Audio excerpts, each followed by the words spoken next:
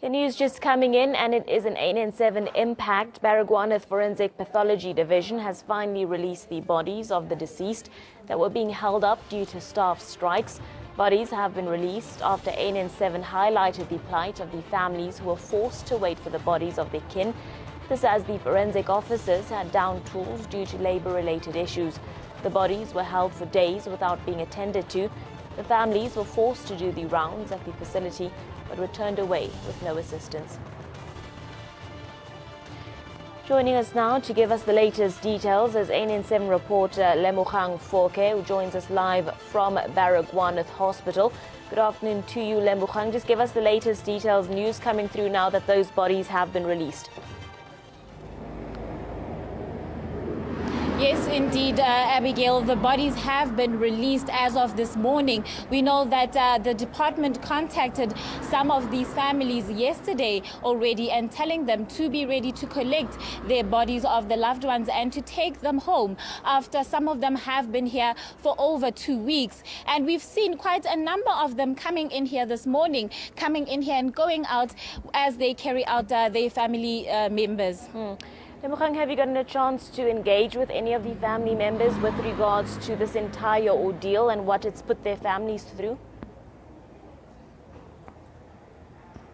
Yes, definitely, Abigail. You know, in as much as they are feeling at ease at this point because they can finally take their bodies home, it is also a sad situation when you look at it, because they are questioning why does it have to take so long, Abigail, for the bodies to be kept here? And I think another thing that they're quite concerned about is that no one is willing to give them the right kind of information or the answers to their questions. And you just look at that situation where even though they are relieved and they will be going on, there still is that part of them that says that it should not have happened this way and it is not right. And with regards to that, Lemogang, have you engaged with Baragwanth Hospital? Have they released any sort of statement in this regard?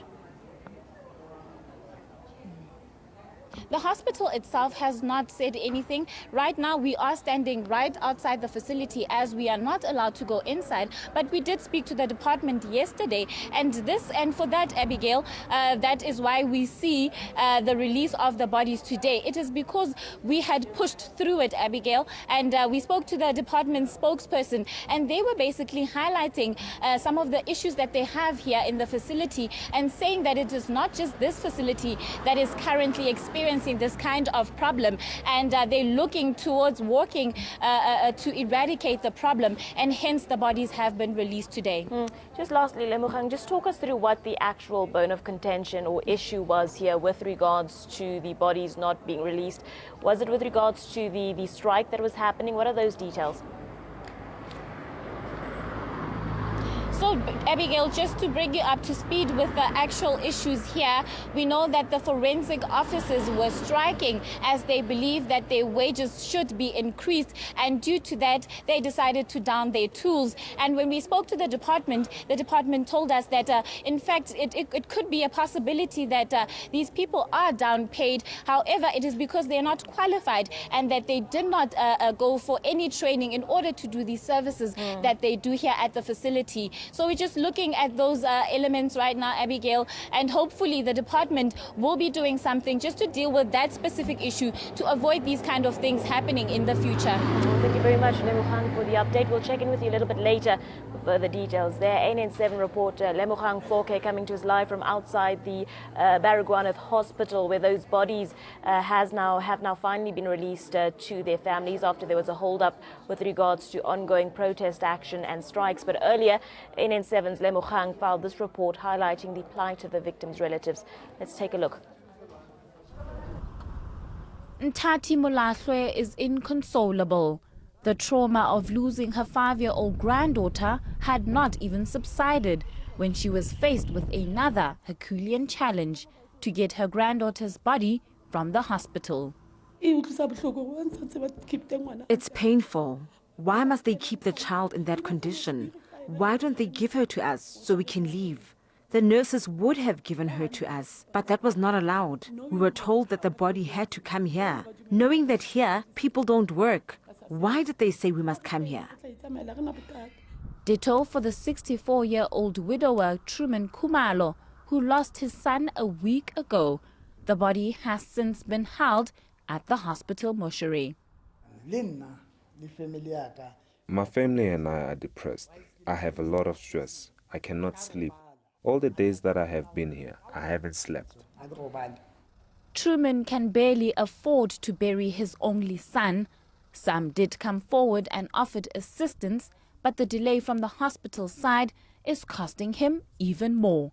The family I'm going to assist, they don't have money to bury their loved one. As they don't have money, then I promise them that I can only do their funeral during the week, which is today. And then from last week Tuesday, then we tried to get the body, but we didn't. Then that funeral has been postponed. We don't know until when. The hospital, however, is promising that all is well. We went to the High Court to seek for a court order, and we were granted a provisional order to say employees must go to work. This delay is keeping many from giving their loved ones a dignified burial. When we saw the bodies, the state they were in, it was despicable and it was not right.